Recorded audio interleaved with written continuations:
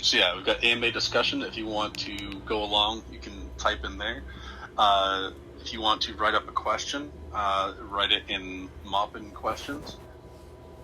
And if you're new here, we'll ask your questions ourselves. Just make sure we don't get trolled here. But members that have been on the server for a while or trusted members can, if they would like, ask their question VC to do that. Just mark VC at the beginning of your question. All right. Can you guys hear me? We can hear you. How you doing? I'm great. All right here. So, just to start off here, so for everyone that's not familiar, this is Caleb Maupin, who I've been AMA with. This is his third time on the server with us. For those of you who don't know him yet, he's a correspondent for Russia Today, an advocate of socialism with American characteristics. Did I get that right? Yep. All right.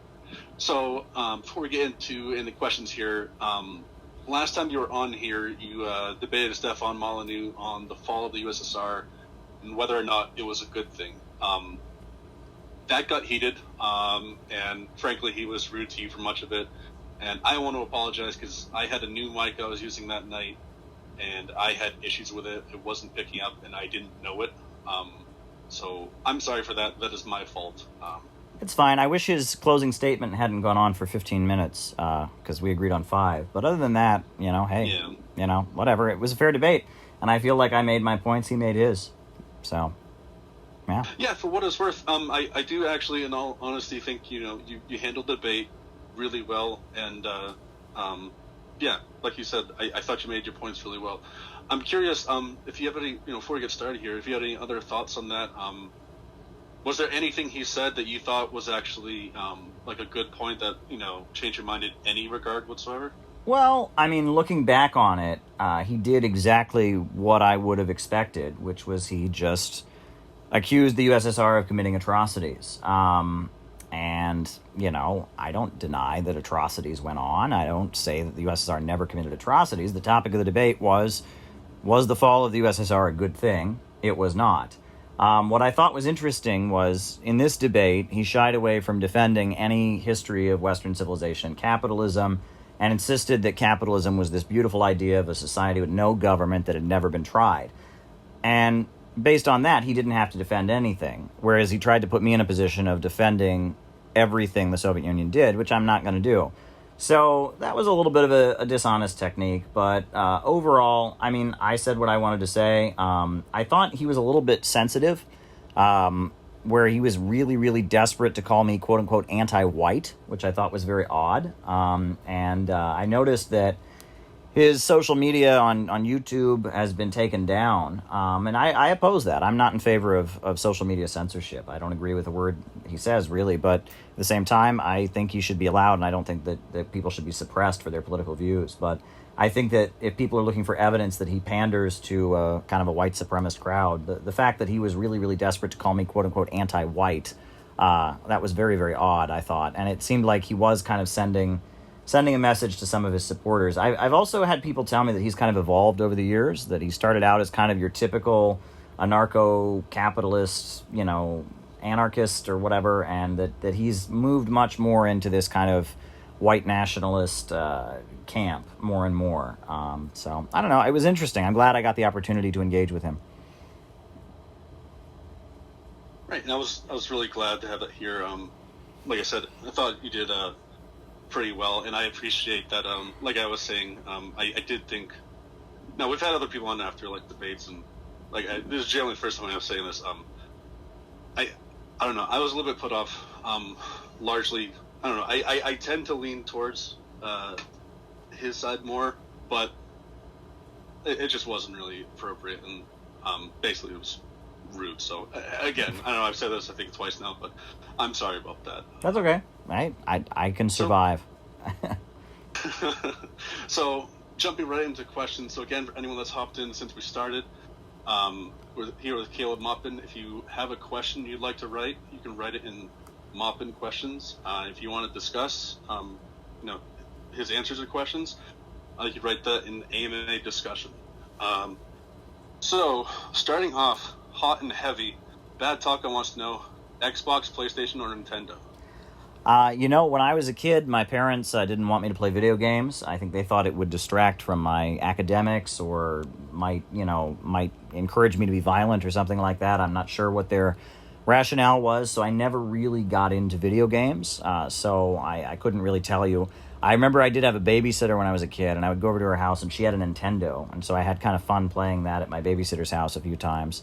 But other than that, I really don't have an opinion when it comes to video games. And I'm not against video games, don't get me wrong. I mean, if people enjoy them and are able to, pass the time and, release some tension and, get some entertainment from them, especially in a time like this where you can't really go out much with a pandemic and stuff, I'm all for it. That's just not the universe that I come from. It's just not the world I can really relate to. Mr. Tom wants to know, if you had to choose, would you rather live under anarcho-communism or neoliberal capitalism? Well, obviously anarcho-communism. But at the same time, even the way that question is framed is kind of, that's the problem with internet politics, is we're arguing about one ideal blueprint model versus another ideal blueprint model. When the way real politics works is it's what can you actually bring into practice, what can actually exist. And I mean, if anarcho-communism were achievable immediately, that would be ideal. We live under neoliberal capitalism, so, I think it's all around us. So, yeah, I mean, but again, it's not a question of would you rather live under, it's a question of what can we actually achieve, what can we actually accomplish. And I encourage people to be a little bit less utopian in that sense. Yeah, you encourage people to be less utopian? Say a little bit more about that? Well, there's a very good book, probably one of the most important books in the history of Marxism. It's called Socialism, Utopian and Scientific by Friedrich Engels. And in that pamphlet, he argues, he talks about utopian socialism, which is a long-standing trend. He talks about, some of the early Christian communities in the United States. He talks about Saint Simon and Robert Owen, and how there is this long-standing trend among people to try and build an ideal world. And it goes much further back than Engels talks about. There's, for example, there was the book Utopia. The word utopian comes from Utopia by Sir Thomas More, and it was a book Sir Thomas More wrote about what the ideal world would look like. It was very popular in England at one point. There's also, Plato's Republic, and he has kind of a blueprint for an ideal society. Marxism and scientific socialism is different than that tradition. Marxism argues that socialism comes into the world as a result of the struggle between classes and the development of material forces, and it will come into existence to resolve contradictions that exist in the world as it is. It's not simply a matter of drawing up your ideal blueprint, carving up some land and then putting it into practice. It's a matter of people struggling against each other. It's a matter of classes. It's a matter of the economy developing in a certain way. Scientific socialism is very different than the utopian trend. I think anybody with a computer can write an ideal blueprint for the world, can then start getting on the internet and arguing with people about how their ideal blueprint's better than somebody else's. But that's not how things really happen. The United States, for example, didn't come into existence because people had an ideal blueprint of the United States. It came into existence because the people in the colonies had contradictions with the British Empire. There were economic forces here that were developing. The British Empire wanted to hold back those economic forces. Different sides developed. There was a clash. Marxism draws heavily from Hegel, and the philosopher Hegel talked about this concept of contradiction being when two things cannot coexist with each other, they clash. And that, the first thing is the thesis, and then in response to the thesis, you have an antithesis. The thesis and the antithesis clash, and the result is a synthesis. And then that synthesis becomes the new thesis, and then there is a new antithesis, and they clash to create a new synthesis. And that this is the method that history advances. This is called the dialectic. And that's how Hegel argued that human history was advancing. He saw Germany and Europe as the most advanced in the world at that time. He saw this as a struggle between ideas. Marx took the concept of dialectics from Hegel and applied it to the economy and argued that it wasn't a struggle of ideas, that these ideas reflected underlying economic forces, and that humanity is constantly striving to get to a higher mode of production, to make the production of goods and services more efficient, to create a higher level of abundance and physical comfort in society. And that classes come into existence as different modes of production exist. Those classes have contradictions between each other. And that first there was hunter-gatherer civilization that gave rise to slavery. Slavery gave rise to feudalism. Feudalism gave rise to capitalism. And Marx was living through that. That transformation is what he lived through. I mean, he fought in the 1848 German Revolution alongside Richard Wagner and all kinds of people to try and create a German nation state that would be a democratic republic and reflect capitalist ideals. But Marx argued that the capitalist revolution resulted in a new mode of production in which you have workers and bosses, capitalists who own the means of production, and workers who sell their labor power to survive, and that the contradiction between the worker and the capitalist, that clash, would give rise to the eventual creation of socialism, which is a society in which the banks, factories, and major industries are operated according to the interests of society overall, not for profits, a centrally planned economy, production upon a predetermined plan, as Frederick Engels put it, and that socialism would eventually give rise to that higher stage of communism, a world with so much material abundance that the need for any state or coercion can fade away. But that this was a scientific process brought about by the clashes of different existing, forces in society, not the result of someone drawing up an ideal blueprint and then just kind of creating it. And I think that was the difference. That's what, the marked difference between Marxism and the utopian trend that existed, has always existed. I think at no point have human beings not been dreaming of an ideal world. And they should do that. It has its place. But that is not what the scientific socialist tradition is really about. All right. So you're an advocate of socialism with American characteristics. Does that naturally entail any particular disagreements with Marx? Well, when I say socialism with American characteristics, I'm being provocative because I think that, it's obviously a take on, it's a reference, an allusion, as they say, to the phrase socialism with Chinese characteristics. The Chinese Communist Party says that their political system they have is called socialism with Chinese characteristics. And I have long maintained among Marxists that the only type of socialism that would ever work in the United States would be a socialism with American characteristics, and that so many of the people on the internet, and especially even in the world, who call themselves Marxists and communists that are in the United States, are trying to, it's almost like they're doing cosplay or LARPing, and they're like dressing up like their favorite revolutionary from the 20th century, and they're trying, if you talk to them about what they want to like turn the USA into Cuba, or turn the USA into North Korea, or turn the USA into Norway and Sweden. And I've maintained that that's not scientific. That when socialism comes to the United States, it'll be a result of the contradictions in U.S. society that exist. And that rather, we should study Cuba, we should study Venezuela, China, the Ba'ath Arab countries. All attempts to build a socialist society should be studied. But the only way socialism will ever come to the United States is if it is related to the actual contradictions of U.S. society. And that I encourage Marxists to find their place in the narrative of U.S. history and to, figure out how the progressive trend of American history, people like the abolitionist movement to abolish slavery, which Marx and Marxists heavily participated in, people like the labor movement, the suffragists, the anti-racist struggles, how we as Marxists can position ourselves within the progressive, anti-racist, anti-imperialist, anti-colonialist side of American history, and make socialism the good side of America taking power. And that's realistic. Americans will never accept domination by some foreign system. We will never have Juche ideology ruling the United States. We're never going to have, socialism, with Chinese characteristics, Mao Zedong thought running the United States. It's never going to happen. When socialism comes to America, it's going to be American socialism. So if we're actually serious about bringing socialism to America, we need to start finding good stuff in American history, good traditions in U.S. society, good forces in American society, working with them to try and achieve our ultimate goal. All right. Our next question is from Rosentrips. They want to know, when did capitalism begin? And they wrote, with Marx, question mark.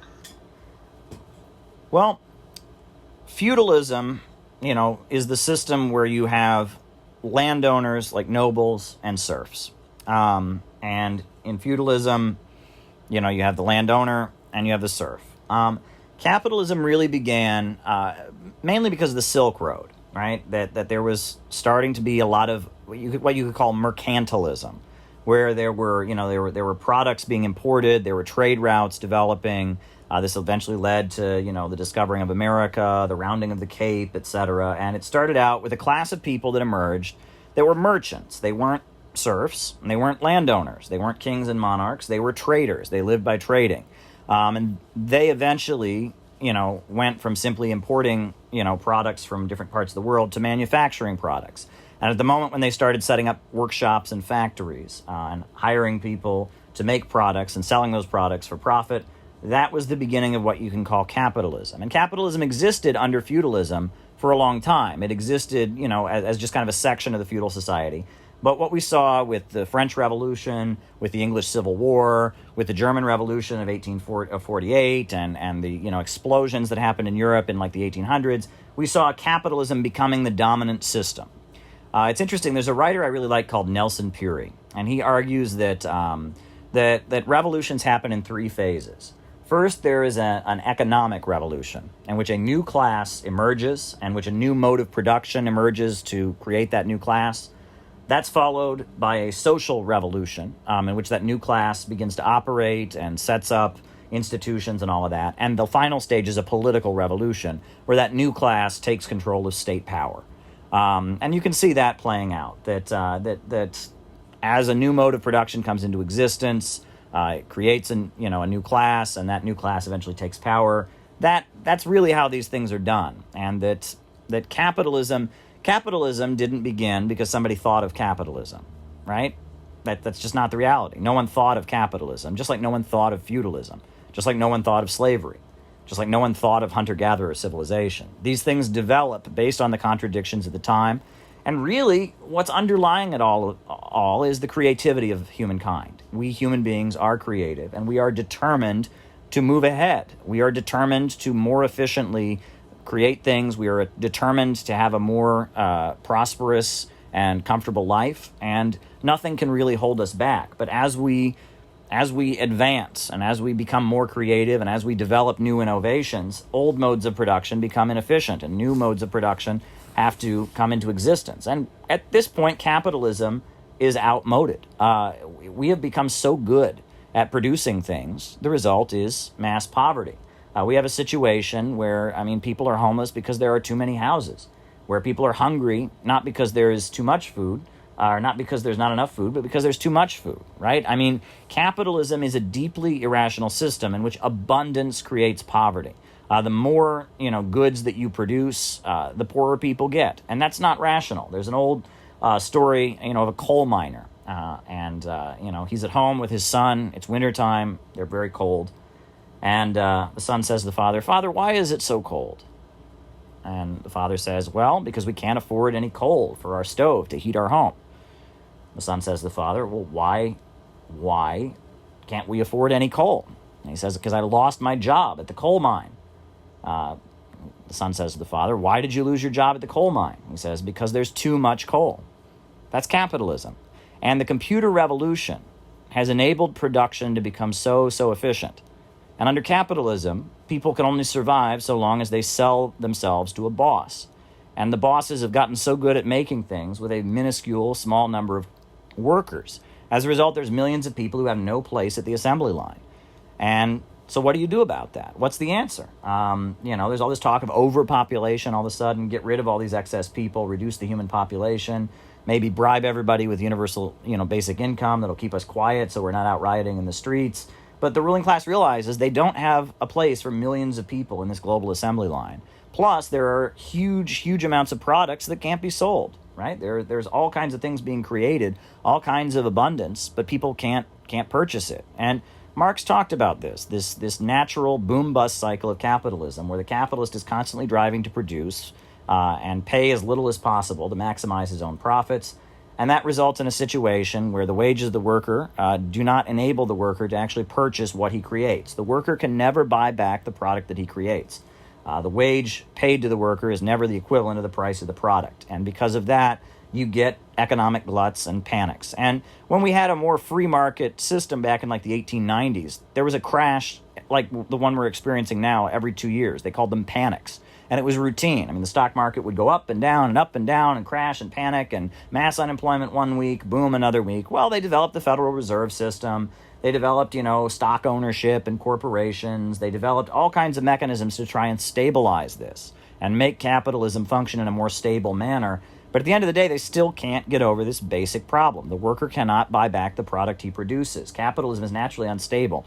Production organized to serve the interests of owners who are trying to maximize their profits is not a rational way of organizing society. You need human reason and human central planning to dictate production.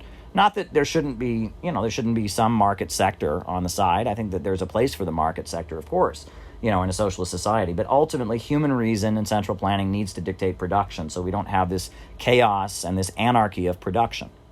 And if people really want to understand Marxism, the book that they really should read is the one I already mentioned, Socialism, Utopian, and Scientific by Friedrich Engels.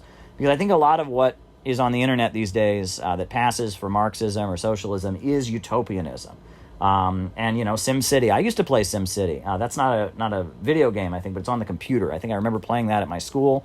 It's a fun game, but that's not how the class struggle works. And that, actually achieving things and changing society and political power, it often involves making compromises and entering alliances with people. And getting things done in the real world is not the same as playing SimCity. And I think that a lot of what you can call the anti-tankyism in Marxist circles is based on that. They look at the Soviet Union and they say, well, if I was playing SimCity, I wouldn't design a society that has gulags. Well, I wouldn't either. I don't think anyone in their right mind would do that. But that's what happened. And it happened because of real material circumstances. Maybe they did the wrong thing under those circumstances, but you have to understand why things developed the way they did. Abraham Lincoln is someone I look up to a great deal. I think Abraham Lincoln was very great in many ways. Let's remember that when he first took office, he said he was not an opponent of slavery. He said that he didn't oppose slavery. He just didn't want slavery to expand to the new states, and he didn't want to cooperate with the fugitive slave law. But he got elected, and that created such a big contradiction in society where the slaveholders just couldn't stand to have a president who wouldn't play ball with them. And as a result of that, they took up arms, and then Lincoln was basically forced to abolish slavery and to build this huge coalition to defeat the slaveholders that included the abolitionist movement. It included Harriet Tubman, the first woman to ever lead soldiers, U.S. military personnel into battle. It involved, August Willich, who was a member of the Communist International, International Working Men's Association, was a good friend of Karl Marx. It was an amazing progressive coalition. The small farmers, they called the Free Soilers, were part of it. And it was really the Second American Revolution that happened, and it was an alliance. And Northern industrial capitalists were a big part of it as well. There's a poem by Walt Whitman. He talks about old Abe Lincoln came up from the wilderness. And a little further, I think one of the lines in the poem is he says, old Jeff Davis tore down the government. So old Abe Lincoln built us a better one. And that's really what happened, is that the Second American Revolution was a complete transformation of U.S. social relations. And it came about because all kinds of forces in U.S. society came into contradiction with the slaveholders. And in the aftermath of the Civil War, there was redistribution of land. There was, that's the beginning of public education. You should read W.E.B. Du Bois and his book, Black Reconstruction. Look at how massive our Civil War was. The Civil War in the United States, was a brief moment where we saw the U.S. government operating as a revolutionary government, overturning unjust relations, fighting against the slaveholders, fighting against the British Empire, which backed up the slaveholders. But it required building coalitions and existing social forces. And that's what makes Marxism different from utopian socialism. All right. These next couple questions are spicy. I'm sure you'll have fun with them. Maximus wants to know, if socialism is so good, then why do people who have lived under socialism hate it? Actually, they don't. In Eastern Europe, every poll that has ever been conducted in a former socialist country, Romania, Czechoslovakia, the former USSR, people always say life was better. And the victims of communism, foundations, groups like that always bring that up. And they feel like the Memorial Foundation is one group that conducts these polls. Any former socialist country you go to, the polls overwhelmingly have people saying life was better. And I actually joke about this. They do polls now that, Soviet nostalgia in Russia right now is extremely high. When I was in Russia, I covered the presidential elections. And I was embedded with the Communist Party. On election night, I was at their office. I was able to, be in the same room and interact a little bit with Zhuganov, and who's the leader of the Russian Communist Party, with their candidate, Pavel Grudinin, who was the leader of the Lenin Farm Cooperative. I asked people on the street of Russia, what do you think of the upcoming election? I asked people about the Communist Party, because that's who I was covering. And I asked people, who votes for the Communist Party? Everyone said old people. The ones who actually lived under it. So, that's just bunk. The reason people think what this person asked, though, is because in the United States, there are a lot of people who lived in formerly socialist countries, who hated it, who fled, who got refuge in the United States. And, of course, they're going to tell you it was awful. That was their experience. And I don't doubt that they have a lot of true things to say. People joke about, Miami Cubans, in particular, love to tell really fanciful, tall tales about their experiences in Cuba, and some of them are obviously false. But I don't doubt that there's a lot of true things that these people say. Wars have two sides on them, usually. Not usually, always. And, both sides usually commit atrocities. And so these things are very, very complicated. But, there's a movie called Gone with the Wind. I was just talking about the Civil War. What I just said about the Civil War is very, very different than what you would see in Gone with the Wind. Scarlett O'Hara, that narrative of the U.S. Civil War, that's one side of the story. I just gave you the other side of the story, but there's probably a lot of slaveholders from the South that if you interviewed them about the Civil War, what did you think of Abraham Lincoln and the Civil War? They would probably tell you it was horrible, that all the slaves were happy under slavery. And I don't think they would be consciously lying. They would believe what they were saying. It's just that's their perception. Whereas the rest of U.S. society, the slaves themselves, the Northern Army, they have a very different perception. So you have to remember, people bring their perception. I will never forget an exchange I had on the New York City subway once. A friend of mine, we were on the New York City subway selling a communist newspaper. There was this woman from Romania was on the subway. And she said, oh, you're communist. She said, I grew up in Romania. It was awful. So my friend standing next to me, he said, but isn't it a lot worse off now? And she paused for a moment. And she said, actually, yes, it's far worse now.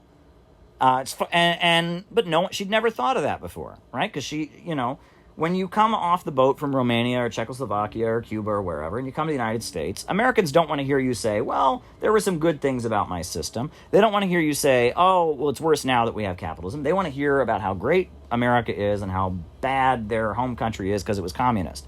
And so people learn to say things that get them applause and all of that. But if you just pause for a second, right? The 1990s, the fall of the Soviet Union, wasn't a humanitarian disaster.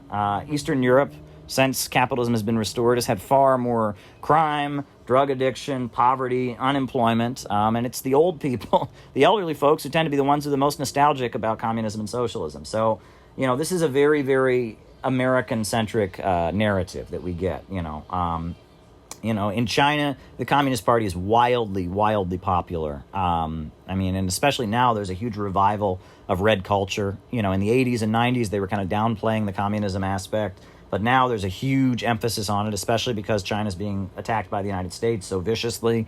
That's causing kind of a revival of these communist sentiments. The other thing you have to remember also, and I'll just add this, is, if you come to the United States, one of the questions on the citizenship form is, are you a member of the Communist Party? Are you connected to any communist groups? And even if you become a naturalized citizen, if you're a communist, they can take it away from you. So people that have come from another country, even if they do have good things to say about socialist countries, might be very, very afraid to put them into words. So let me add that. But I'm glad you asked that question, because it's a thing that comes up.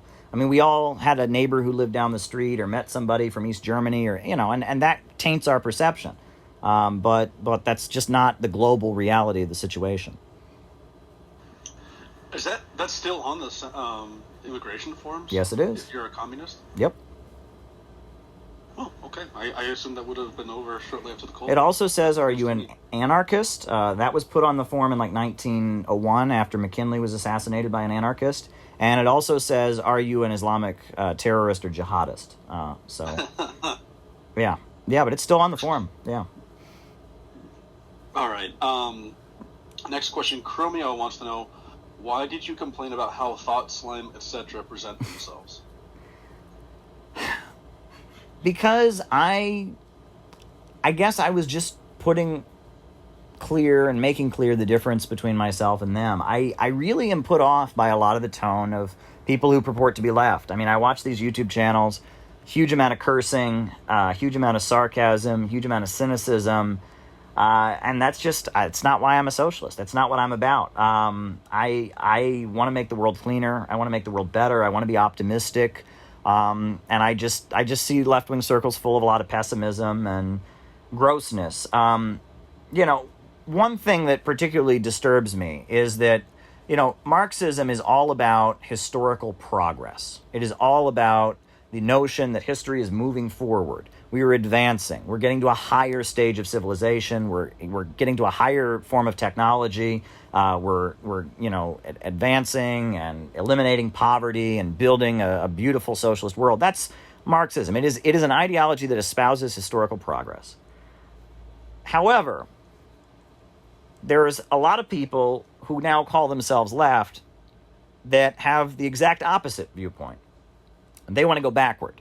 They think human civilization has gone too far. We're bad for the environment. There's too many people in the world, and they kind of idealize primitive times. They're actually, I believe it's Jean-Jacques Rousseau and his concept of the noble savages. That's kind of what they're going at. And they admire anything that they view as primitive, and they want to achieve primitivism. It's a very, very strange way of viewing the world. And it kind of fits some of the destructiveness that I see and some of the pessimism. And it fits a lot of the politics that go with this narrative. It's almost like that biblical story of the Tower of Babel. It's like they think human civilization, we just built the tower too tall, and pretty soon it's going to get all torn down, and we're going to go back to nature, and everything will be okay, and we'll live in the woods. And that is not Marxism. That is very, very reactionary thinking. One thing that I find to be kind of hilarious is I was reading Sigmund Freud's book, Civilization and Its Discontents, which is, a very, very important book in Freudian theory. I was reading it, and he's trying to analyze human civilization. And one thing he pointed out is that, we think of societies being more civilized if they are cleaner, right? Cleanliness is something we associate with being civilized. And what's interesting is we also associate that with maturing. Like small children, when they learn to clean themselves up after they go to the bathroom and such, that's part of growing up. And that, people, when we see societies where people are very, very dirty, we think that's primitive. Societies where people are very, very clean, we see that as advanced. And that, there is kind of a weird obsession in left-wing circles, I will say, with grimy, gross, unclean, sloppy, and I don't find that aesthetically pleasing at all. And that's because I'm a Marxist. I'm not, a mainstream woke leftist, I guess. I'm not part of this entity that calls itself the left that exists in the Western world. I believe in Marxism and socialism. If you look at societies that have built socialism around the world, they tend to work very, very hard to be clean, to be beautiful. But starting in the 1950s, there was a program by the CIA called the Congress for Cultural Freedom, which they started covertly funding abstract art like Jackson Pollock. And there started to be kind of an obsession with ugliness, and that ugliness was somehow good. And the new left, they have this aesthetic where crassness, grossness, feces, over-the-top sexual content is somehow aesthetically pleasing. I don't find it to be aesthetically pleasing. And I feel like grossness in particular has really come to replace a lot of the beauty in art. I go to see movies that are supposed to be funny. They don't make me laugh, they just make me grossed out. I go to see movies that are supposed to be exciting And again, they don't have me on the edge of my seat with the action. Instead, they just have me grossed out with a lot of blood and gore. I go to see a horror movie. Again, not a scary story that's full of suspense, but just a lot of grossness. And that gross is a replacement. It's a lot easier to be gross than to do the actual work that an artist has to do, right? To actually come up with a funny joke, to actually come up with a suspenseful plot, right? If you just gross people out, you can shock people, you can make people have emotions without actually doing the work. And I feel like gross is a cheap alternative to good, beautiful art. So, that I feel that way. And that in the Soviet Union, socialist realism was a beautiful form of art. And Roosevelt, our president, was a big fan of social realism. And the paintings that he commissioned around the country in post offices were, social realist art. And actually, in the Rockefeller Center, they hired Diego Rivera, the painter, to paint a social realist painting, a beautiful, beautiful painting. And he included Lenin in the painting. So the Rockefeller family had it torn down. And they destroyed this beautiful, beautiful mural that Diego Rivera painted that was a social realist painting. It was beautiful, and it showed workers fighting against their bosses, and it showed scientific advances. But because it had Lenin's face in it, the Rockefellers were not going to have Lenin in Rockefeller Center, so he destroyed it. They destroyed it, and the Rockefeller family have been the main promoters of abstract art, which I think is interesting. And I know that there are people on the right who attack abstract art from the right as well. And that's interesting, and it really points to, I think there are two views about how to fight communism in the West. The first view is more the right-wing, traditional and fascist view, which is we're going to be militarized, we're going to lock down, we're going to be super firm in our religious values, we're going to be religious, we're going to be military, we're going to be authoritarian, we're going to crush the commies, we're going to lock down. And that was the view of like factory owners during the 1930s. That was the view of Hitler. That was the view of Mussolini. And that view, yes, would argue that abstract art is not good and such. They want old-fashioned. They want the West to stick to, the old way. Whereas I think that the Rockefellers and the Carnegies and the Central Intelligence Agency, their strategy was instead of locking the U.S. down and locking the West down and just kind of engaging in a battle over ideology, our ideology versus their ideology. What to do was to introduce postmodernism and introduce the idea that there is no truth, right? And start to deconstruct the truths of our society, and then also start to deconstruct the truths of the socialist societies. And that was a much more effective strategy for bringing down socialism. I think there was an understanding in the U.S. society in the 50s that, sure, as long as the U.S. economy was going well, U.S. society would be Christian and pro-capitalist and anti-communist, and that would be our ideology that most people here would believe in, and there'd be a small minority of people that were communists, and, that's how it would be. And, however, if U.S. society were to come into a crisis and people were suddenly unsatisfied with the ruling ideology, they would then automatically go to the alternative ideology of communism. Well, they couldn't have that. So they started taking ideology itself apart. If you read, Adorno, who's one of these big thinkers with the Frankfurt School and, the postmodernist element that was being covertly funded by the CIA as an alternative to Marxism, he came out with this study called the authoritarian personality. And basically, if you're the kind of person who believes there is truth in the world, who wants to sacrifice for something they believe in, who is hardworking and dedicated, who wants to have real ideals, if you're the kind of person that might be religious, if you're the kind of person who might, join a mass political movement, you're an authoritarian personality. You're dangerous. That's the study. And it's not just about fascists. I mean, World War II is long over. We can all agree fascists are no good. But it could be communists. It could be Christians. It could be anybody, basically. They want to replace ideology itself with this kind of abstract, shades of gray pessimism. And that strategy for defeating communism was far more effective. However, I think we may have also defeated ourselves in the process. We're entering this society-wide crisis where people have no ideal to believe in. They have no truth to cling to. They become very depressed and suicidal. And in the process of spreading postmodernism and abstract art and all these kind of things as a method of pulling our intellectuals away from Marxism and communism and deconstructing the socialist societies. I mean, George Soros did that. He funded all kinds of art galleries in the former USSR. It was very effective in fighting the communists and preventing communists from gaining a strong foothold among Western intellectuals, in deconstructing the existing socialist countries. Yes, it was very effective. But in the process, it seems like we've also taken our own society apart. And now we're having this big, big crisis. And I think that this is forcing a situation where communists kind of have to re-examine some things, and recognize that, historically, communists came to power by overturning feudalism, right? In Russia was mainly a feudal society at the time of the revolution. China, most especially, was feudal, and that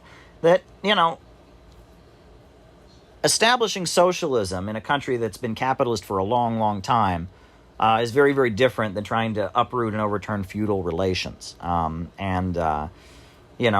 think the deconstruction that was a big emphasis in some of the early Marxism, the emphasis on the dialectic and contradiction and conflict and violence, we need to re-examine some of that, because we're in this weird time where capitalism is deconstructing everything. And capitalism is promoting, all this stuff that the right wing calls cultural Marxism was set up by the CIA to counter actual Marxism. That's a documented fact. You can Google, the Congress for Cultural Freedom. There's books on this. There's a good book called Finks by Joel Whitney, which describes this process in detail. There's all kinds of exposés of this. The cultural Cold War is a fact. That what the right wing calls cultural Marxism was actually set up to counter actual Marxism, and that actual Marxists didn't promote abstract art and Jackson Pollock. They promoted the paintings of Diego Rivera. They promoted the music of Shostakovich, and that the New Left, all these things that came into being, which the right calls communism, is not communist. And that, there's this element on the right wing. It's like they want to say, like, okay, campus liberals, who protest Jordan Peterson's speeches, they read Adorno in their postmodern philosophy classes. Adorno was a Marxist. Stalin was a Marxist. Stalin killed millions of people. Therefore, the people protesting Jordan Peterson killed millions of people. That's just such an oversimplification of things. It's not even funny. So I hope that's kind of a long-winded answer, but I hope it's helpful. Yeah. So next question comes from Bird Lawyer. Go ahead. Yeah, so it seems like through that whole dialogue that you just kind of laid out, you seem to be more focused on the aesthetics of communism and, like, feeling in a way superior to, like, capitalists. That seems really odd for a Marxist, who Marx himself kind of eschewed that behavior. He didn't really, like, view that as the, like, correct way forward. Can you talk a little bit more on that? Well, I don't think it's about being superior to anybody. I think it's about talking about what it is we are trying to achieve. Are we trying to put out a pessimistic message, or are we trying to put out an optimistic message? And that I see the aesthetics of the New Left. It started long before Thought Slime. The aesthetics of the hippie movement, of the counterculture, the idea that leftism is associated with drug use, the idea that leftism is associated with, destruction for violence. I'm sorry. Kind of just like, are you going to interrupt me, or are you finished with your question? I just want to, like, jump in real quick. Okay. Because it seems like you're just, like, saying, well, this is, like, I'm the true leftist, and everybody else that does these kind of things are not true leftists, and they're not really part of the movement. But, like, those are important parts of the movement that, yeah, they do have their own place in it. And to say that, like, oh, hippies aren't really leftists because of, I don't like that they're dirty sometimes, is kind of backwards. Are you finished asking your question? Well, I'm just challenging the point that... Well, I'm not here to have a debate, so I will answer when you're finished. Are you finished? Yeah, sure. I was just kind of challenging that point that you were just making. Okay, well, I think you're misreading my point, which is that I feel that Marxist ideals have been distorted, and the result of that has been the erosion of the ideology that I believe in. and that there are many things being accused by the right wing of being Marxist and proclaiming themselves to be Marxist that are contrary to genuine Marxist principles. That is my point. And that, are there a lot of hippies who protested the Vietnam War? And was that a good thing? Of course. Is it a good thing that there are a lot of people with aesthetics I don't particularly like that are protesting police brutality right now? Absolutely. It's a good thing that they do. All kinds of people do good things. But at the same time, I feel like the ideology that made the Soviet Union, a world industrial superpower and defeated the Nazis, the ideology that took China from being one of the poorest countries in the world to being at what it is now, the second largest economy on earth, the ideology that made Cuba have, one of the world's best healthcare systems and be known all over the world for its literacy volunteers and have very high life expectancies compared to other countries in that region. That ideology is contrary to some of this, and that there has been an effective method of distorting leftist politics, and this was covertly done by American intelligence to change the nature of what it means to be a Marxist and a socialist and a communist. And if you compare the 1930s, when the Communist Party USA was very, very strong and had influence over millions of Americans, to what calls itself leftism now, there are some key differences. And I think that my role is to point out those differences. I'm not trying to say I'm a superior human being. I'm trying to contrast what I believe in with what these other people believe in. This is a polemical view. And that the aesthetics that some of these people put out and the aesthetics of the countries that have built socialism and the aesthetics that the Communist Party put out when it was at the height of its strength are very different. I mean, the Black Panthers, they wore military uniforms, for goodness sakes. If I were to announce that I was starting a leftist or a socialist group and we're going to start wearing uniforms, people would immediately say I was a Nazi. Well, the Black Panthers, they wore military uniforms because they were making the point that we are organized, we're a disciplined movement, we're serious about what we're doing. And, because they were people of color fighting against racism, people understood, okay, they're not Nazis. The Communist Party in the 1930s, they wore uniforms and they marched in formation. However, if any leftist were to do that post-World War II, the immediate response would be, you must be a Nazi, because being a leftist means, by definition, that we don't march in formation, that we don't wear uniforms, that we don't do that uptight stuff, man, that we just try to be free and chill out, dude, and we smoke lots of drugs. That's not what I'm about. And that's what I'm trying to say. I'm trying to contrast what calls itself leftism today with the leftism that has actually been successful. It's not a personal attack on anyone. It's not about trying to say that people who disagree with me haven't made a contribution. I'm trying to point out a difference and a way that leftist politics has changed and why there are differences. That's what I'm trying to do and get at. And that I'll go from here into another thing that needs to be said, which is that, fascism arose after communism. Communism, Karl Marx wrote the Communist Manifesto in 1848. In the 1870s, 1871, you had the Paris Commune, the first, dictatorship of the proletariat. And you had the mass social democratic parties. You had the Russian Revolution of 1917. Marxism existed and became a big mass movement long before fascism. Fascism emerged as a movement to combat communism. And in Mein Kampf, Hitler talks about this. He says that the reason the Kaiser could never defeat the Marxist menace was because he didn't build a revolutionary movement to do it. He basically argues that the German government couldn't defeat the communists because it was just defending the status quo. So in order to defeat the communists, you have to build a pseudo-revolutionary movement to crush them. That's what Hitler openly says that Nazism was an attempt to do. And so when Hitler was building this pseudo-revolutionary movement to crush communists, he adopted a lot of the aesthetics of the communists, right? I mean, for example, the Nazis had those armbands. Well, long before the Nazis ever had those armbands, the Communist Party and the Social Democratic Party of Germany had red armbands. They would wear red armbands when they marched to show they were part of the group. Well, the Nazis said, oh, okay, that's kind of a good aesthetic, and they did that. For example, Hitler has that Charlie Chaplin mustache, right? Well, you'll notice that Lenin has his goatee, that Stalin had his handlebar mustache, and that was because back then the printing for posters, for propaganda posters, was not too detailed. And so everybody knew that if you saw a goatee on a poster, a bald guy with a goatee, that was Lenin. You saw a handlebar mustache, that's Stalin. So, the Nazis, they're coming up with their mass movement. They said, okay, Hitler, you're going to get a specific type of mustache, so everyone will see when you have the Charlie Chaplin mustache on the poster, that's Hitler. The communists have had their salute, the fist salute. I don't know if people know about the fist salute. That comes from the Paris Commune.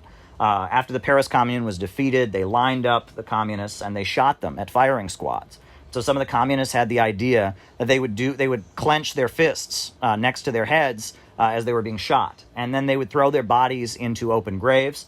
And then rigorous mortima would take effect, and their fists would go up in the air and come out of the ground. And that became kind of the symbol of revolutionary immortality.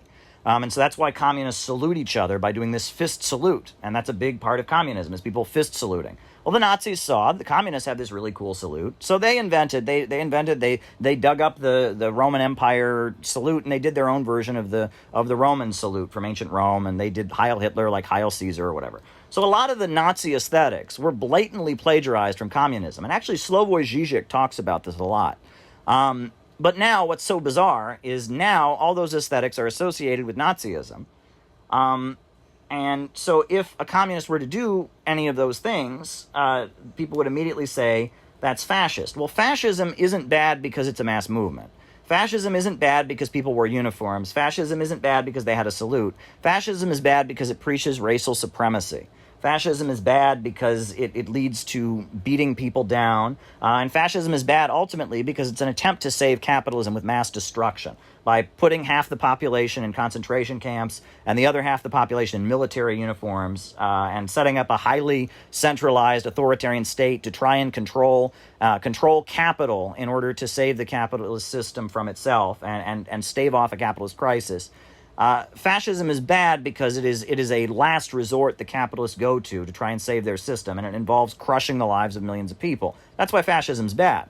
But just believing in principles, just wearing a uniform, just saluting, just saying that there is objective truth in the world is not fascist.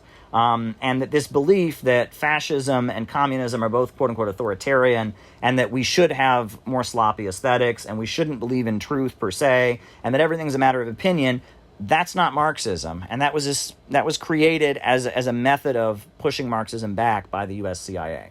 That is my argument, and I stand by it. All right, and just like I think there's been a lot of confusion on this question. Would it be accurate to say that your main issue with aesthetics is about effectiveness? Yes, absolutely. And the reason those aesthetics were adopted by the early communist movement is because they were effective. That's the only reason they were adopted. And they were so effective that the Nazis saw them and said, let's plagiarize them to serve our own fascistic, racist ends. I think that's the confusion there. And that, if these aesthetics were not effective, we should obviously adopt new ones. The thing is, I find the aesthetics that come out of left-wing circles to be very, very pessimistic, to lead to hopelessness, and I don't like that. And I will say, I went to Trump rallies. I don't agree with Donald Trump. I certainly didn't vote for Donald Trump. I voted for Jill Stein of the Green Party. But I went to Trump rallies for my job as a reporter, and I must say, they were great shows. It was great performance. They knew what they were doing. They got the aesthetics down very, very well. That aesthetics is very, very important in politics.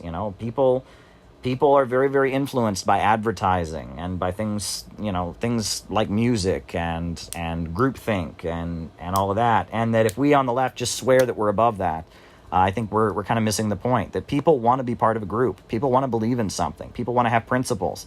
They want to have a purpose in their life. And we live in this age where religion is increasingly having less and less of a role in society. And a lot of people are kind of lost. And that creates an opening for very dangerous people on the right to once again arise and tell people, I'll give you something to believe in. And it's something reactionary and racist and destructive and militaristic and warlike, and it could lead us toward disaster. And I think we on the left need to give people a reason to believe, a reason to live, or something to believe in. I think that we need to create leftism, which used to be, an alternative to the society we live in. I am all for tearing down Confederate statues, by the way. I am 100% in favor of it. The Confederacy was an abomination. There was nothing good about the Confederacy at all. The Confederacy was one of the worst things in U.S. history. But you'll notice we're not replacing those statues with anything. And at the time of the fall of the Soviet Union, tearing down statues was a very big part of what went on as well. And that we're entering this age where the mantra is that there should be no heroes. There should be nothing to believe in. There should be no people to idealize. There should be no myths. There should be no ideals to strive for. And that is extremely dangerous because human beings have always had those things when they've built societies. They've always had truth. They've always had principles. And if you tear down the existing ones and don't replace them with something, one will eventually come along. And if we, as leftists and socialists, don't supply ideals to believe in, somebody else will. And that's the situation we're in. Everyone is not going to be happy as a postmodernist.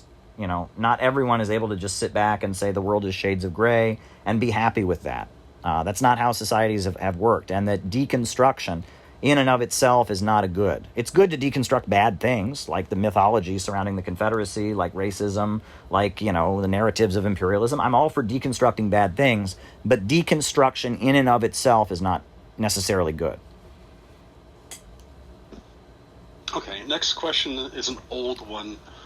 Julius Caesar, was he a tyrant or a hero?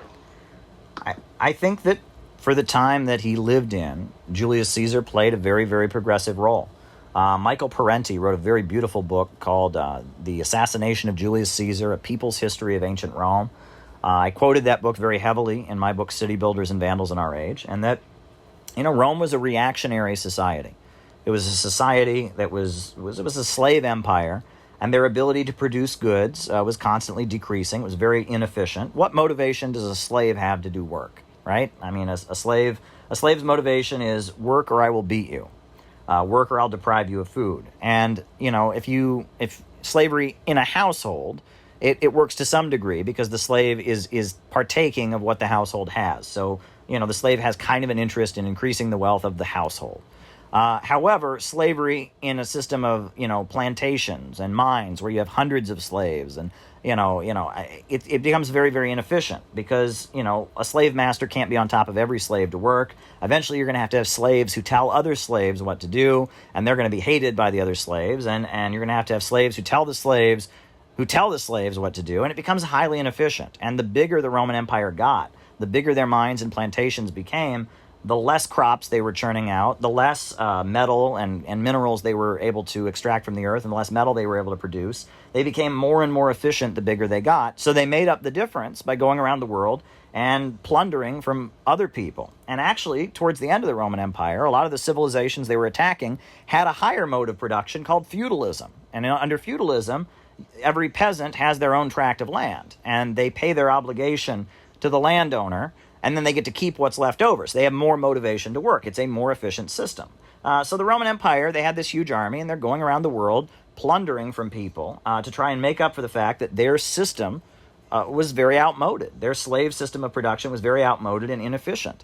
And it wasn't going to work. I mean, the Rome could not survive. Slavery just wasn't going to last. But the Roman Empire was so determined to stick with slavery. It was determined to stick with it. So Julius Caesar, you know, who was the final leader of the Roman Republic. After that, it became a monarchy, but it was the Roman Republic. He was the imperator who was elected by the Senate to lead Rome. He tried to implement progressive reforms to save Rome from itself. He made a rule that anyone who was a doctor was freed from slavery and got Roman citizenship. He made a rule that anyone who was a teacher was freed from slavery and got Roman citizenship. He built libraries for the population where they could go and have access to law books and historical records. He promoted science, and he very much had a vision. He put forward a vision. He wanted to grant citizenship to people throughout the Roman Empire. He wanted the people in the city-states that Rome had conquered, like Alexandria, like Athens, to have Roman citizenship. And so that they could actually participate in the election of the Senate, or not the election of the Senate was hereditary, but to participate in the governing of Rome itself. He was trying to make Rome more sustainable. And he wanted to redistribute land. That was one of the biggest things he wanted to do, was redistribute land among the population of Rome. And Julius Caesar was a champion of the proletariat. The proletariat in Rome, though, that was a class of people in Rome that were neither slaves, they weren't owned by somebody else, but they also didn't have any property or any land, right? And Rome was the first time in history you saw proletarians, right? And it was usually craftsmen, like pipe fitters and masons, bricklayers, and they were skilled, and they rented the place they lived. They were free. They weren't owned by somebody else. They didn't own any property. And Rome, because it was, this big economic center, had thousands and thousands of proletarians. And the proletariat has a problem, because the proletariat, if they don't have a job, they become homeless. And there was a huge epidemic in Rome of homeless children. There were homeless children all over the streets of Rome. And when proletarians couldn't work, they starved and they were hungry. Julius Caesar became the champion of the proletariat. He fought for the proletariat against the landowning aristocracy, the wealthy senators, the patricians and plebeians. He fought for the proletariat, and he was the champion of the proletariat. And that put him in a position to start implementing all kinds of progressive reforms. And I think that Julius Caesar was killed because he played a progressive role. Now, did he do lots of bad things? Sure. I mean, he conquered, he played a very, very, he went around the world, extracting tribute from many people. He was a conqueror. He freed a lot of slaves, probably more slaves he freed than any Roman leader who'd come before him. But he also owned a lot of slaves, right? And he was a wealthy landowner and an aristocrat himself. But he was trying to transform Rome into playing a progressive role. And he used a mass movement of proletarians to back himself up to try and get it done. He was kind of a Bonapartist, a progressive Bonapartist. And because he was trying to make Rome less reactionary, he was stabbed to death and murdered. And the people who killed him were the richest people, the senators, the hereditary who inherited their seats, who owned huge amounts of land. They killed him, and they denounced him as a demagogue, someone stirring up the proletariat. They knew what he was. They knew he was a Roosevelt. They knew he was a progressive. And that's why they stabbed him to death and killed him. And after they killed Julius Caesar, basically the experiment of the Roman Republic was gotten rid of, and they reverted back to having a monarchy and having the emperor who claimed he was a god. So that was a pivotal moment. The fall of the Roman Republic was a very pivotal moment, and it set the stage for the eventual demise of the Roman Empire. It took a couple more centuries, but Rome could have saved itself, but they killed the man who could have saved them. And I think that's fascinating. And that, people say this is ancient history, but, Christianity, the religion of Christianity, is very much rooted in everything we're just talking about here. Christianity was the religion of the Roman proletariat, right? A lot of the proletarians of Rome were Jewish, and Christianity originated as the religion of proletarians in Rome. Basically, it was an interpretation of Judaism that worshipped Jesus Christ as the Messiah, and it caught on among the proletarians. And because it caught on in Rome, even though it was illegal, and finally, you have the conversion of Constantine. It's because of Christianity existing in Rome that it became a global religion. So, the fall of the Roman Empire and the debates that led up to it and the role that people played has a big impact on our world still today. The Founding Fathers of the United States, for example, the book that they all read was Edward Gibbon's History of the Fall of the Roman Empire. And why would they be reading that book? Well, it wasn't really until the time of the American Revolution, or maybe a couple centuries before, that Europe had anywhere near the population level it had had at the height of the Roman Empire. It took well over 1,000 years for Europe to regain the level of population it had at the time of the Roman Empire and its height, right? The fall of the Roman Empire was an economic disaster. The height of human beings decreased. The nutritional calorie intake of human beings decreased. It was a disaster. Rome was awful. The Roman Empire was awful. But the fall of the Roman Empire was far worse because it resulted in even more chaos and instability. It resulted in a lot of scientific progress being, burned and destroyed. The fall of the Roman Empire was a disaster. And so as the Founding Fathers of the United States were writing the Constitution, they were obsessively studying Greece and Rome and trying to figure out what went wrong as they kind of got once again into this mode of trying to build a civilization coming out of the Dark Ages in Europe.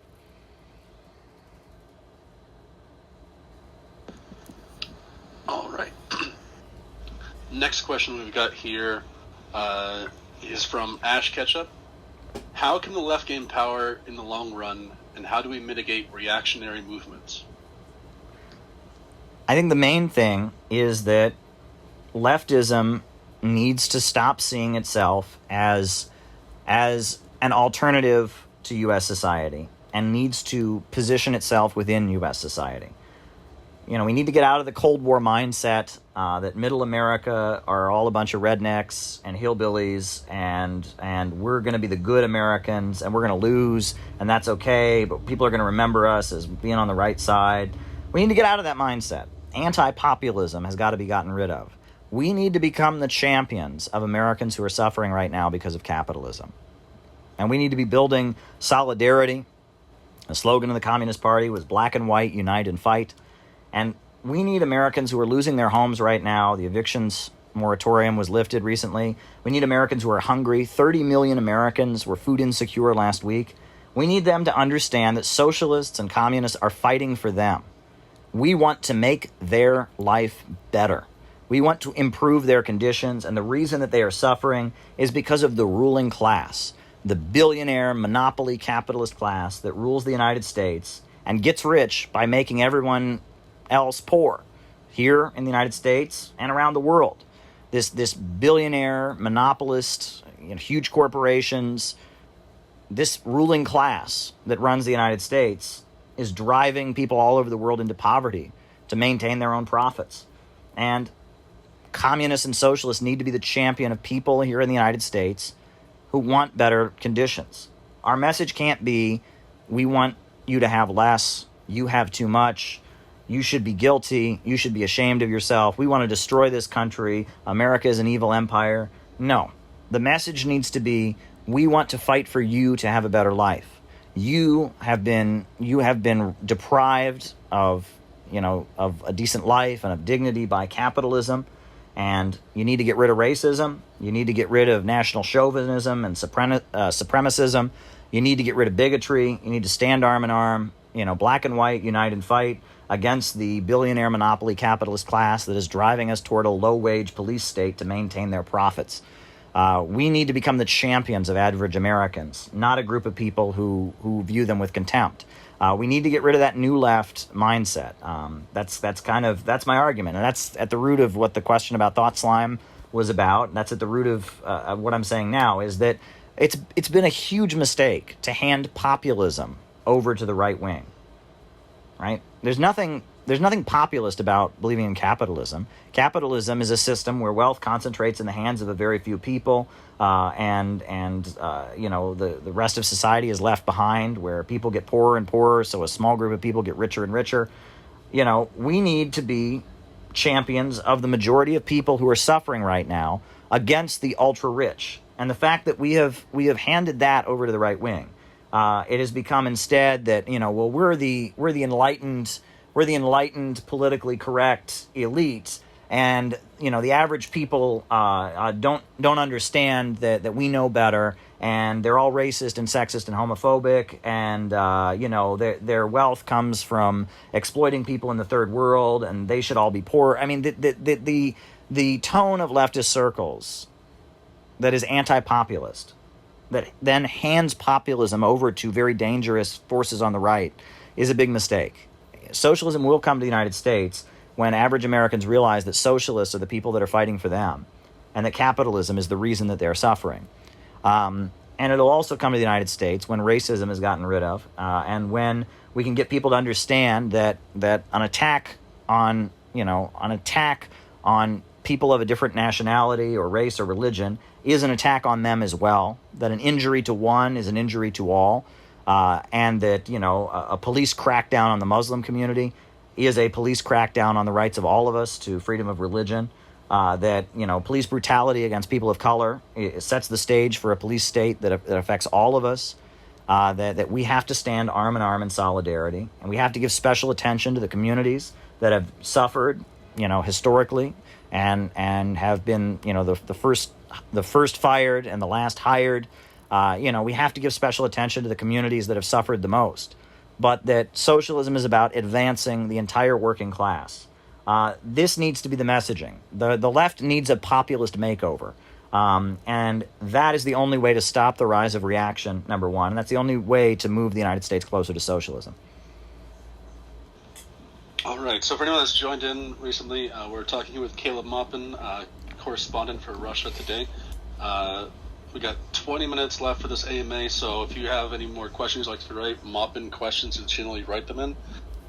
Next question is from Little Bill. He wants to know, how quickly do you anticipate the collapse of capitalism in America? I think it's a process. We're already in a prolonged capitalist crisis. The 2008-2009 financial crisis never really went away. There was a little bit of a rebound on the markets, obviously, but at the same time, the underlying problems like the decline in living standards for the next generation of workers, the decline of U.S. Infrastructure, those problems were never really addressed. We're in a prolonged capitalist crisis. It's a result of the computer revolution and production becoming more efficient. It's a result of neoliberal economics and the notion basically that hey, it's okay. We don't need a public sector. The weakening of the labor movement. All of this has kind of culminated in a crisis, and that the collapse of civilizations is never really, really quick and dramatic. It's a process. And I don't want to see the United States collapse. And I know that's not trendy. That's not hip. That doesn't sound woke. I should be going, yeah, tear this mother down. But that's not how I feel. I don't want to live through a collapse. I don't want the people in my neighborhood and my community, my family members, to suffer from what happens when societies collapse. I want America to be reborn in anti-imperialist and anti-racist and egalitarian socialist values. I want the United States to be rebuilt on new foundations of brotherhood. I want our relationship with countries around the world to change. And I want us to trade with countries on the basis of win-win cooperation. So we're not getting rich, that capitalists in the United States don't get rich by making other countries poor, but instead our country gets rich and other countries get rich trading on an equal, friendly basis. It'd be great if the United States could join the Belt and Road Initiative that China is building. I would like to see the United States reborn. I don't want to see the United States collapse. I've said before, people have made it a meme. I'm not a socialist because I want to destroy America. I'm a socialist because I want to save America. And as much as, you might be angry, and, people are not going to join a mass movement to destroy their country, right? People are going to join a mass movement to save their country. But in order to save it, they need to save it from itself. They need new values. They need a new economic system. So I think we need to, this kind of gets back to everything, we're almost repeating ourselves here, but this gets back to my message, which is that socialism is a progressive, optimistic movement, and we need kind of a makeover. Leftism needs a makeover from the Cold War distortion. All right. Next question here comes from Jordan. He wants to know, under a central planned economy, how does one obtain the knowledge needed to meet the wants and needs of everyone in a socialist society? Well, if you look at the way they do their 5-year plans in China, millions and millions of people contribute to those plans. It is a society-wide process. All kinds of discussion and involvement is made in those plans, number one. But number two, I do think that, I don't think the government should be making, consumer goods, children's toys, clothing. There is a role for market forces when it comes to, consumer goods and shiny, fancy things, right? I think that the government should run major industries like steel and, electricity and, like food processing and such. But, hotels, restaurants shouldn't be run by the government.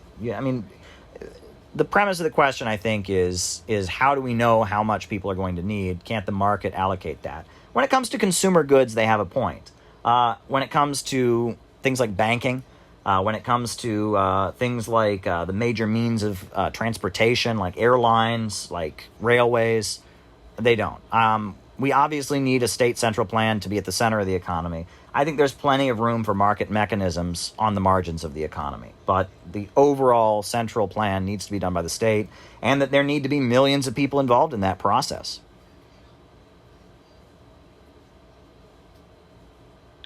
All right. Next question comes from user Caspers. He wants to know, do you condemn the Chinese Uyghur genocide and re-education camps?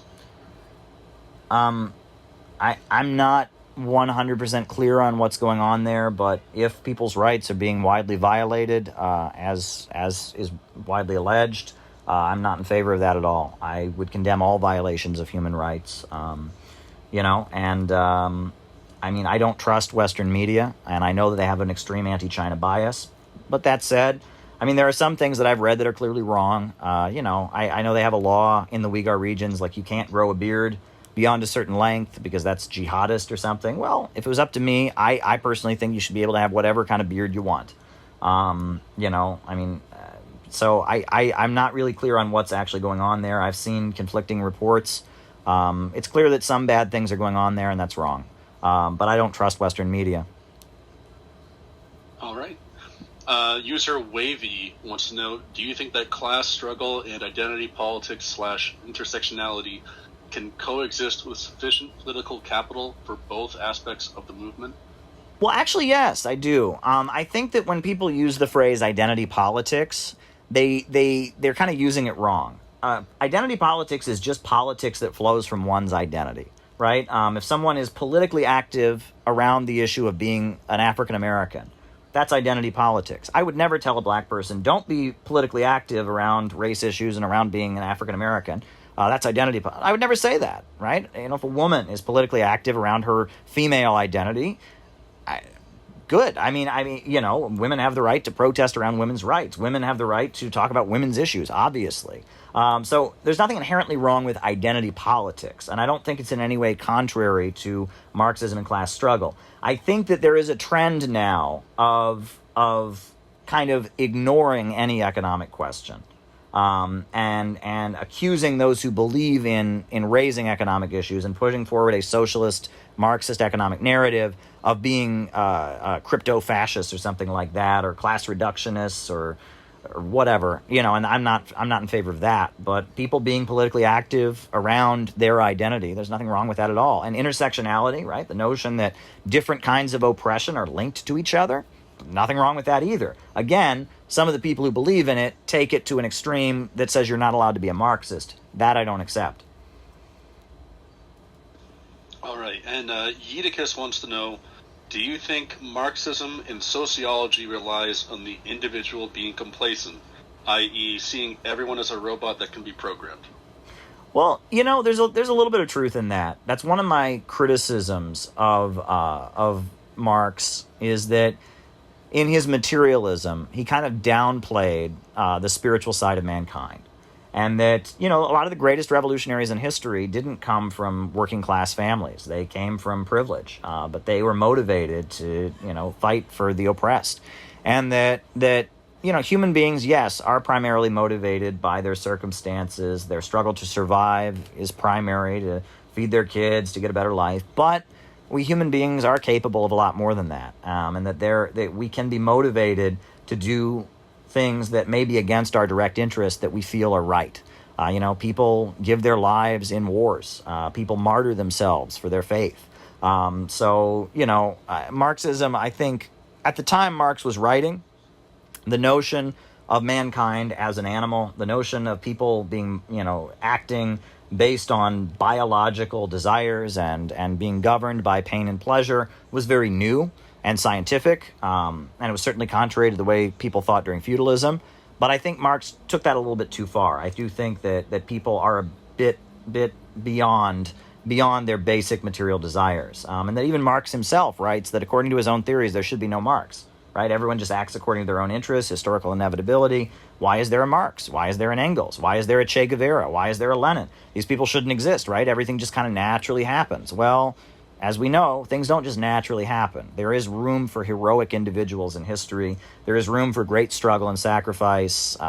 So, yeah, I get what you're saying.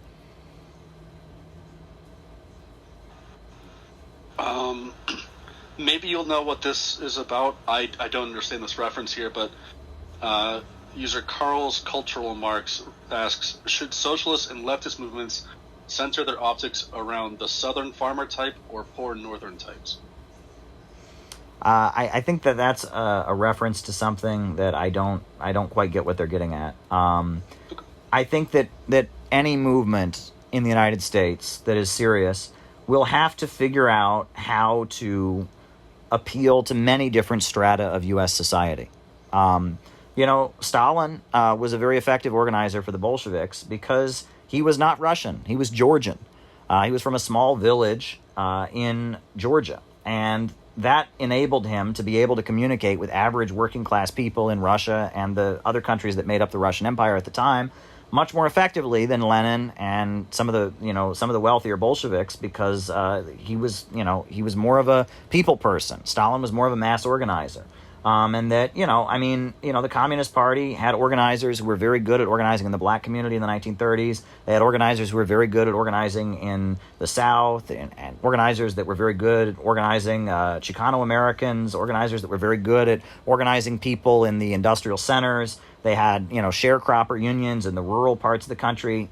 So, yes, any mass movement will need to figure out how to appeal to different people. And that's the thing, right? Any serious movement can't just tailor itself toward one strata of U.S. society, one personality. It's about bringing people together and making alliances with people that maybe you don't even agree with. And that a serious revolutionary movement has many different faces and appeals to many different kinds of people. All right. User Rosentrips wants to know, what's the difference between trade and capitalism? Well, trade goes on under every system to some degree or other. Capitalism is a system of production for profit. It's a system where production is carried out in, privately owned means of production for the profit of owners. Trade, there's trade in socialist societies, there's trade in feudalism, there's trade is trade. Trade is trade. Capitalism is a mode of production. All right.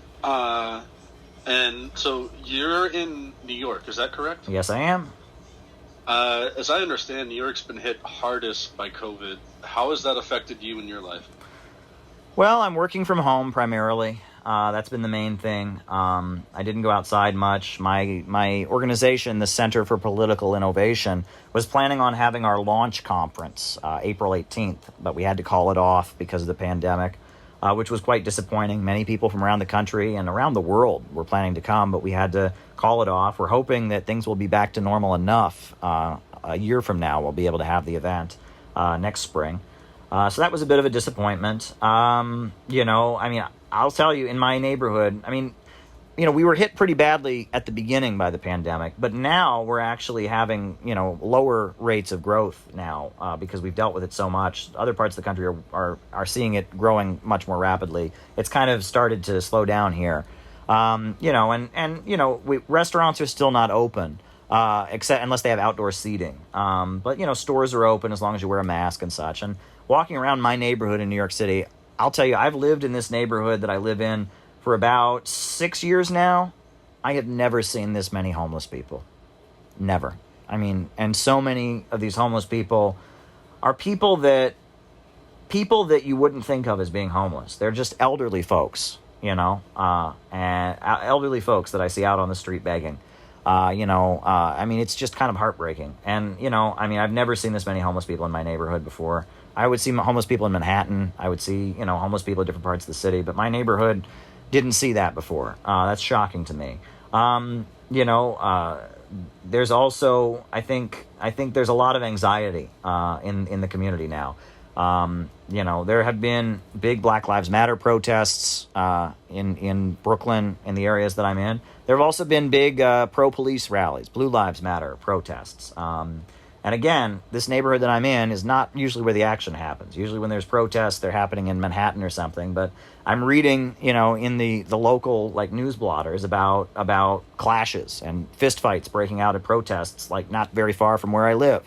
I'm also reading about violent crime in my area, and people are kind of on edge. There's been a lot more violent crime. So yeah, my area is definitely being affected by this pandemic, no doubt about it. I can only imagine what people in areas that are less economically comfortable are facing right now. The Bronx here in New York City is the poorest county in the whole country, and I can't imagine the situation in the Bronx. I've heard about the Catholic charities here in this city being just overwhelmed with crowds and crowds of people in line to try and get some assistance.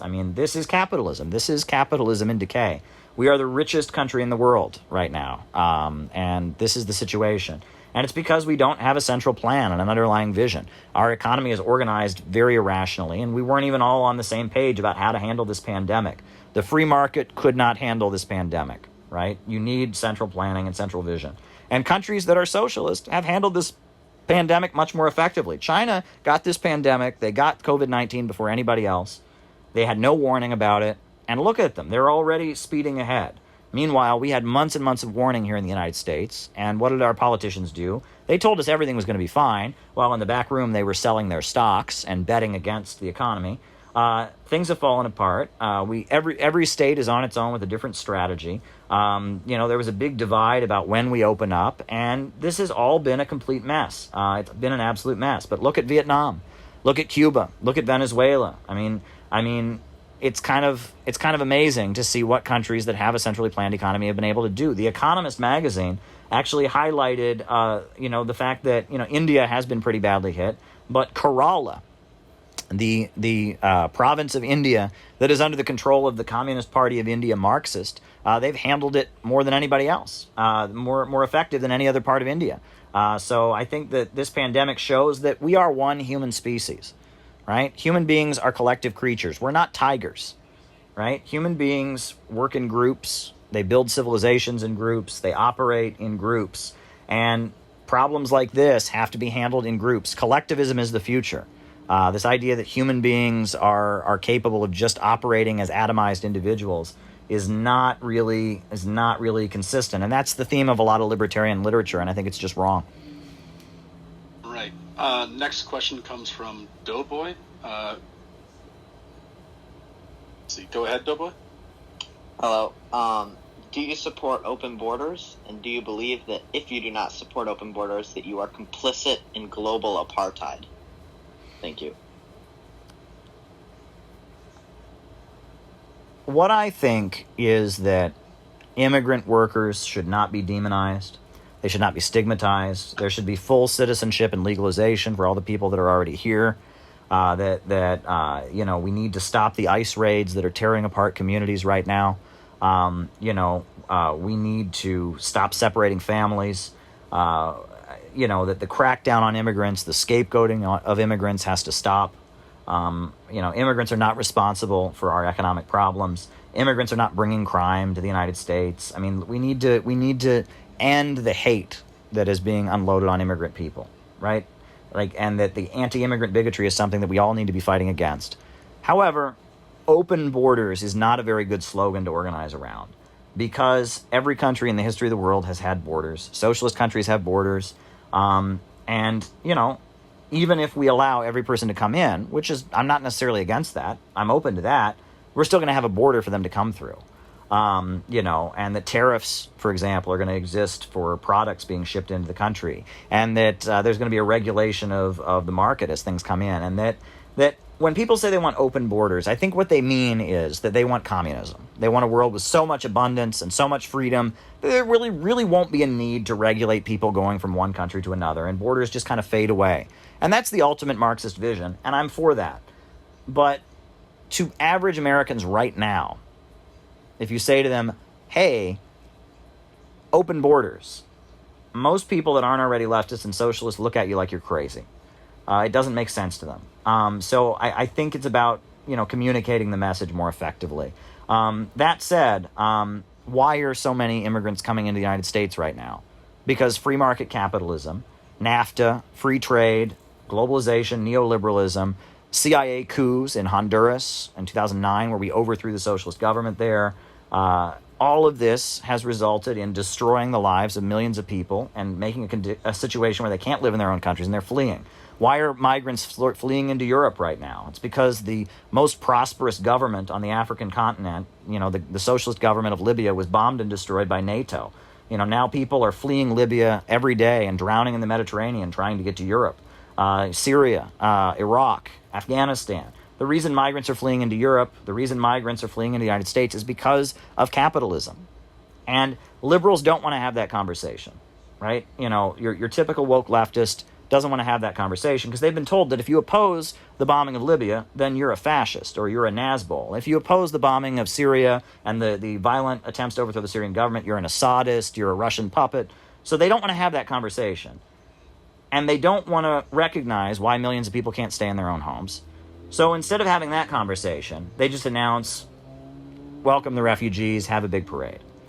And the problem with that is that we're not recognizing that there's a problem. It's not a good situation when millions of people can't live in their own country and have to flee, okay? The fact that dead bodies are found along the Mexican border every day because people are so desperate to get out of Mexico because they've lost their farms and they've lost their homes, and drug cartels armed with U.S.-made weapons are everywhere, that's a disaster created by capitalism. And we have to acknowledge that. We need to end the persecution of immigrants. We need to stop the atmosphere of repression against immigrant communities. We need to end American capitalism and imperialism that destroys countries. And that's what we need to do. And eventually we need to get to a world that is so prosperous and so abundant that we don't need any borders. But just announcing right now, if you go up to an average person and say, hey, I believe in open borders, they think you're crazy. We need to present the message in a more effective way. That's my beef with open borders. All right, we are just about at time, so one last question from RFG. He's been waiting. They want to know, why should we trust Russia and China? Well, I don't think it's a matter of trusting them. I mean, you know, governments are not like your best bud. I mean, I trust my good friends that I hang out with on the weekend. I mean, I trust members of my family. You know, but these are governments. Russia and China are governments, I assume. So it's not about, you know, having a beer with them and trusting them and, you know, leaving your kids with them, you know, while you go out of town or something like that. I think Russia and China are two really, really, really important countries in the global economy. One is the largest country in the world in terms of geography. The other is the largest country in the world in terms of population. They are huge economies, and we need to learn to work with them. And, you know, unipolarity, the idea that the whole world is going to be centered around Western capitalism and the United States, the USA will be the only superpower, is an illusion. Eurasia, the Eurasian subcontinent, you know, Russia and China are going to be very, very important in the global economy. And they're already very, very important. And this pandemic has sped up the process of them becoming even more important.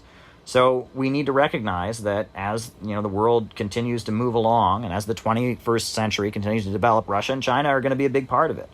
So we got to figure out how to work with them, and we got to figure out how to trade with them, and we got to figure out how to cooperate with them internationally around big issues. They're going to be there whether you like them or not, so you got to work with them. And the hostility, the idea that they're our enemy, the idea that we should be rolling back their influence, this kind of Cold War mentality is not helping anybody because they're not going away. We're not going away. As bad as things are getting over here, we're not going away. The United States is going to be around. And Russia and China are also going to be around, and we got to learn to get along. All right. So that does it. We've reached time here. Thank you so much for coming on, Caleb. It's always a pleasure. Any final thoughts you want to add before we close up here? Not really. You know, I appreciate the questions. You know, it's been fun. And I just want to say that, you know, if you're somebody who agrees with socialism or Marxism or communism, you know, if you don't like some of the things that I say about the movement, that's okay. You know, I have a deep place of affection for you in my heart. I got interested in communism when I was like 11, 12, 13 years old, and haven't looked back since, you know. But I've changed a lot. There's a lot of positions I once took that I no longer take. There's a lot of ways I would have framed my arguments that I don't longer frame them. There's a lot of things that have changed my worldview. So that said, you know, if you're young and you're exploring these ideas, you have a special place in my heart. And I hope that you will continue to engage with what I have to say, even if what I say isn't exactly what you want to hear. And that we need to have an atmosphere where we can debate these ideas and argue about how we can make socialism work here in the United States, how we can actually get to socialism, and not just how we can make ourselves feel like we're revolutionary, number one. Now, for those who are who are disagreeing with me, but have stayed on here and listened to everything I've said, thanks for doing that. You know, I read stuff by people I disagree with all the time. I engage with political ideas I don't agree with all the time. And I hope that you will take socialism and communism seriously, because no ideology has had a bigger impact on recent world events, and that you can't simply assume that what the leaders of our society say about these ideologies is necessarily true, and that a lot of lies are put forward in American media, and that all over the world, the communists have mass organizations, they have lots of influence, they have millions of people who support them, and that I hope that you will take communism seriously and engage with it, and try to learn what it's really about, and that I hope you won't equate standard leftism in the United States with the entire global history of Marxism-Leninism. All right. Once again, excuse me, sorry. Thank you so much for coming on, Caleb. Always a pleasure. Sure thing. Yeah, always a pleasure. My voice has been given out a little bit. I my allergies this time of year. My throat is kind of hurting after talking this long, but it's worth it. These are great questions. I hope we engaged, and I'm glad I was able to engage with people. Yeah. Well, thanks again. Really appreciate it. Sure thing. Thank you. All right, guys. So